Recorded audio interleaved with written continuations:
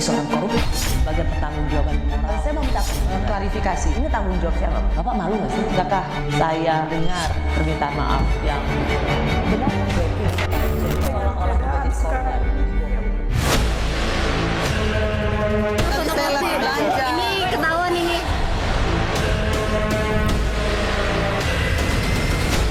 Dapatnya siap, kalau itu diduluin.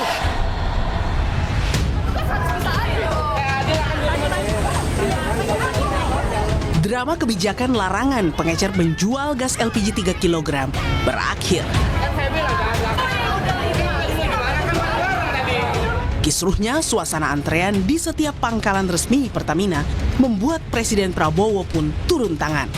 Hasilnya, Presiden meminta pembatasan tersebut dibatalkan dan kembali memperbolehkan pengecer menjual gas LPG yang diperuntukkan khusus warga miskin. Penerapan aturannya juga mungkin mendadak ya, tidak tersosialisasikan sehingga kemudian dampaknya tidak dihitung bahwa kemudian terjadi penumpukan masyarakat yang perlu gas LPG kan begitu.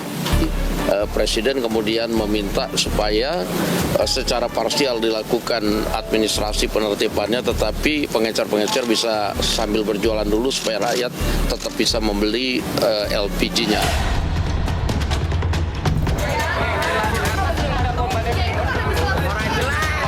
Sebelumnya, antrean panjang warga yang ingin membeli gas LPG 3 kg terjadi hampir di setiap pangkalan resmi Pertamina.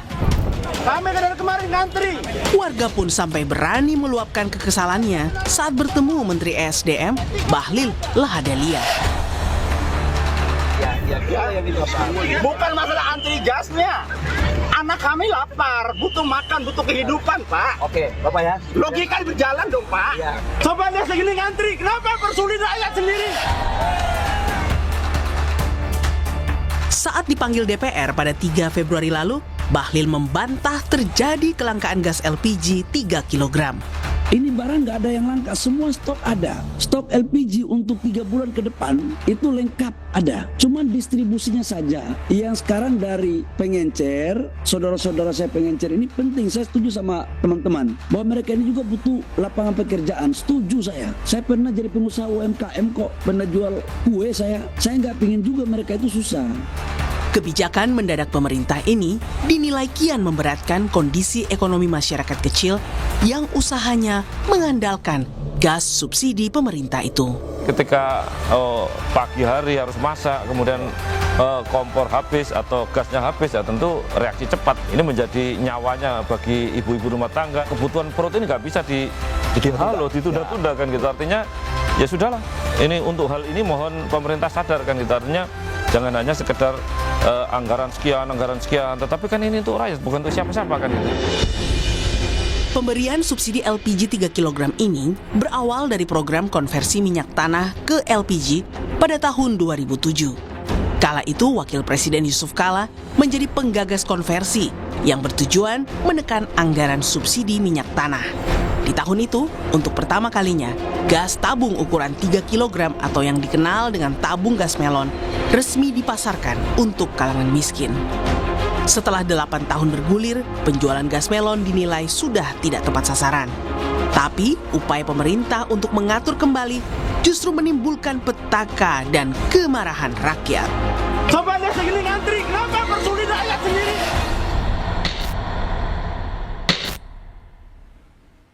Kebijakan pemerintah melarang pengecer menjual LPG 3 kg bersubsidi membuat kisruh di masyarakat. Aturan yang diputuskan mendadak ini terpaksa dihentikan karena membuat gas andalan warga miskin ini langka di sejumlah daerah. Saya mengundang Direktur Kebijakan Publik dari Center of Economic and Law Studies Selios, Media Wahyudi Askar atau Dr. Media Wahyudi Askar, ya seorang lulusan dari University of Manchester, Inggris. Media, selamat malam. Selamat malam, Mbak. Terima kasih ada di sini. Saya mau tanya dulu dari semua peristiwa yang terjadi soal LPG 3 kg ini, helikopter view Anda melihatnya apa?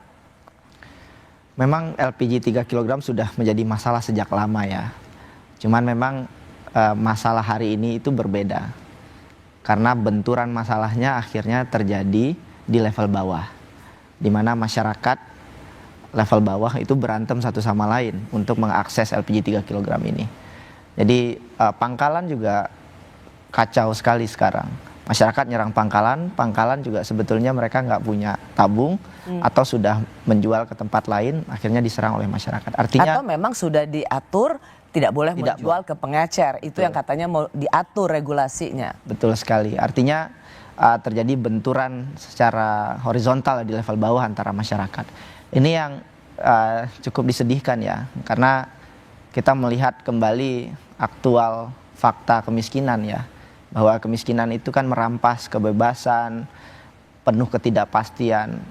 Makanya ketika orang antri berjam-jam untuk LPG 3 kg sebetulnya sangat logis. Logisnya? Ya, karena bagi masyarakat miskin kalau besok nggak ada lagi LPG 3 kg yang bisa diakses, artinya saya harus masak pakai apa? Beli LPG yang 10 kg itu harganya 200-an ribu. Bagi sebagian orang 200-an ribu itu besar sekali, khususnya untuk masyarakat bawah. Dan ini yang sangat disayangkan ya. Jadi kebijakan yang diputuskan oleh pemerintah pusat dengan tidak hati-hati akhirnya terimplikasi secara masif ke masyarakat level terbawah. Ya, tapi kenapa bisa sampai sekeos ini? Kalau Menteri SDM bilang, Pak Bahlil mengatakan bahwa nggak langka. Artinya stok itu ada. Bahkan di depan anggota DPR, Pak Bahlil bilang masih stok LPG 3 kg bersubsidi ini masih ada untuk 3 bulan ke depan. Artinya sebenarnya isu pokoknya tuh nggak ada. Tetapi pertanyaan kok bisa sekeos ini? Justru pernyataan Pak Bahlil lah yang menyebabkan kelangkaan. Karena Pak Bahlil bilang bahwa pengecer tidak boleh lagi menjual ke masyarakat. Itu pangkal masalahnya, dan ketika itu terjadi, kelangkaan terjadi kan ya. Karena pengecer nggak boleh, masyarakat mengejar pangkalan dan agen. Nah, disinilah masalahnya. Karena kalau kita lihat distribusi LPG itu kan dari depot ke SPBE, terus kemudian agen, pangkalan, dan pengecer, yang disikatkan yang di bawah, pengecer. Tapi sebetulnya pangkalan tidak boleh lagi menjual ke pengecer, betul, gitu kan? tapi sebetulnya yang mengendalikan ini itu ada di level agen. Dan kita tahu bahwa nggak semua agen adalah agen yang baik ya. Sebagian agen, Pak Bahlil mention sendiri, sebagian agen itu bermasalah. Mereka melakukan penimbunan, pengoplosan, mereka memainkan distribusi, rantai pasok, sehingga di beberapa kawasan itu terjadi kelangkaan, sehingga harganya juga bisa naik. Dan ketika kondisi ini terjadi, ada kelangkaan, dan kuota juga dibatasi kan ya, maka terjadi chaos, akhirnya ya LPG 3 kg langka gitu. Saya akan masuk ke situ. Tapi tadi Anda mengatakan bahwa soal agen. Ya. Ada agen yang baik, tapi ada juga agen yang memainkan harga. Itulah yang membuat ketika di tingkat konsumen harga LPG bersubsidi justru tinggi, itu yang sebenarnya mau ditertibkan oleh Menteri SDM Bahlil. Ya. Tetapi pertanyaannya, kenapa ecerannya atau pengecernya yang justru ditertibkan? Pak Bahlil pengen mengendalikan siapa yang membeli LPG 3 kg ini. Jadi akan ketahuan agen mana yang bermain. Tapi langkah ini saya kira keliru, karena sebetulnya kalau ingin melihat agen siapa yang bermain, itu harusnya dilakukan di level penindakan gitu ya. Dan karena pengecer ini adalah mereka yang langsung berhubungan dengan rakyat miskin. Betul sekali. Jadi jangan pengecer yang kemudian dihajar begitu ya. Dan sebetulnya kalau ingin menindak agen sebetulnya juga gampang gitu ya. Kita tahu bahwa Pak Bahlil saya kira juga punya datanya, agen mana yang mempermainkan harga, agen mana yang melakukan penimbunan, dan inilah yang harus disikat sebetulnya. Oke, saya nanti ke situ lagi sekali lagi. Tapi jadi media ini mengatakan bahwa kalau ingin menertibkan, good, itu adalah policy yang baik, menertibkan supaya LPG 3 kg bersubsidi ini sesuai dengan target untuk rakyat miskin. Tetapi justru yang disikat atau yang ditertibkan itu adalah pengecer. Padahal itu adalah lokasi di mana warga miskin mendapatkan LPG 3 kg bersubsidi. Jadi nggak nyambung. Betul gitu kan? Betul sekali. Kita bicara soal pengecer ini kan soal akses ya. Nggak semua masyarakat punya akses menuju pangkalan. Nggak semua masyarakat punya motor beli LPG ke pangkalan, yang mungkin jumlahnya nggak akan sebanyak pengecer. Jadi masyarakat selama ini memang bergantung kepada pengecer. Jadi ini seperti Pak Bahlil dan Kementerian SDM tidak memahami persoalan realitas di lapangan ya, bahwa pengecer itu jadi tulang punggung distribusi ke masyarakat miskin begitu. Sama satu lagi, kalau Pak Bahlil bilang bahwa memang ini subsidi cenderung tidak tepat sasaran, memang iya gitu ya. Tapi juga perlu diingat, dari semua subsidi yang diberikan pemerintah, itu nggak banyak yang betul-betul diterima oleh masyarakat. Dan salah satu yang betul-betul dinikmati oleh masyarakat bawah itu LPG 3 kg. Nah ketika ini hilang, Atau ini ditertibkan, masyarakat dapat apa lagi? Karena nggak semua masyarakat dapat bansos. Nggak semua masyarakat dapat PKH misalkan. Jadi LPG 3 kg ini jadi satu-satunya, mungkin salah satu dari bansos yang mereka terima dari pemerintah. Jadi ini kemarahan dari masyarakat kecil sebetulnya. Jangan sampai justru yang sedikit ini juga diambil lagi oleh pemerintah atau dikacaukan lagi oleh pemerintah. Ini sama seperti piring sudah di depan mata, kemudian diambil lagi oleh pemerintah. Dan kalau mengikuti data World Bank itu, 40% masyarakat miskin itu membayar lebih banyak kepada pemerintah ketimbang insentif yang mereka terima dalam bentuk pajak dan bantuan sosial. Jadi kalau 3 kg LPG yang bersubsidi ini saja diatur, ditertibkan sehingga itu membuat masyarakat miskin nggak dapat dengan leluasa seperti biasanya, nggak heran chaos. Iya, pasti terjadi chaos ya. Kalau kita lihat apa yang dikatakan oleh Wakil Ketua DPR, kata Pak Sufmi Dasko mengatakan sebenarnya ini bukan kebijakan dari Presiden untuk kemudian melarang kemarin itu, tapi melihat situasi dan kondisi, maka Presiden turun tangan untuk menginstruksikan agar para pengecer tetap bisa berjalan kembali sambil kemudian pengecer itu dijadikan subpangkalan, administrasinya segala macamnya bisa sambil berjalan saja. Menurut Anda, mengapa perlu ditekankan bahwa ini bukan kebijakan Presiden? Karena sepertinya ya Pak Prabowo nggak pengen nama baiknya jatuh di mata masyarakat ya. Karena masyarakat kan melihat sekarang siapa yang mencetuskan kebijakan ini. Dan Pak Prabowo ingin menunjukkan kepada publik bahwa ini adalah kerjaannya Kementerian SDM. Dan sepertinya tidak ada koordinasi yang matang di antara para pembantu presiden kepada presiden. Dan gini, saya mau tanya, Anda sebagai Anda mengambil gelar doktor soal kebijakan publik gitu. Dari Anda melihat semua kebijakan publik dari masa ke masa, pernahkah Anda melihat kebijakan publik berumur pendek seperti LPG 3 kilo bersubsidi ini?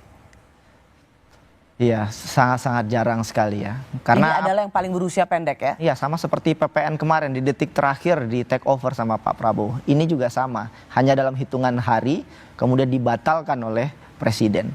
Ini kan kacau sekali, jadi negara dikelola secara serampangan. Sebetulnya kalau dari segi teori, kebijakan publik itu idealnya kan dimulai dari perencanaan, diformulasikan, implementasi dan evaluasi bertahap. Tapi ini kan enggak. Tiba-tiba muncul kebijakan langsung di level implementasi. Tanpa proses perencanaan, tanpa proses simulasi, tanpa proses piloting, bahkan tanpa proses sosialisasi kepada masyarakat. Jadi ini seperti negara diurus seperti mengurus perusahaan. Ini kan nggak bisa. Kalau perusahaan diurus, yang rugi keputusan dibuat oleh direksi adalah internal perusahaan. Tapi ketika negara salah urus, salah estimasi, maka yang berdampak adalah 270-an juta masyarakat Indonesia. Ini kan nggak boleh. Kita memilih pemimpin terbaik. Tapi kalau kualitas pemimpinnya tidak yang terbaik, kita kan boleh marah. Masyarakat boleh marah. Masyarakat punya hak hari ini untuk marah kepada pemerintah. Sebuah kebijakan yang sangat menyentuh masyarakat, terutama masyarakat bawah, tapi diambil tanpa simulasi, tanpa perencanaan yang baik, dan tanpa sosialisasi yang baik. Ide Menteri SDM mengatur kembali pendistribusian LPG 3 kg harusnya punya tujuan baik, harusnya, karena untuk penataan ulang, karena LPG 3 kg ini harus ditargetkan untuk masyarakat miskin. Tapi kenapa justru berujung pada kekacauan? Kami kembali saat lagi.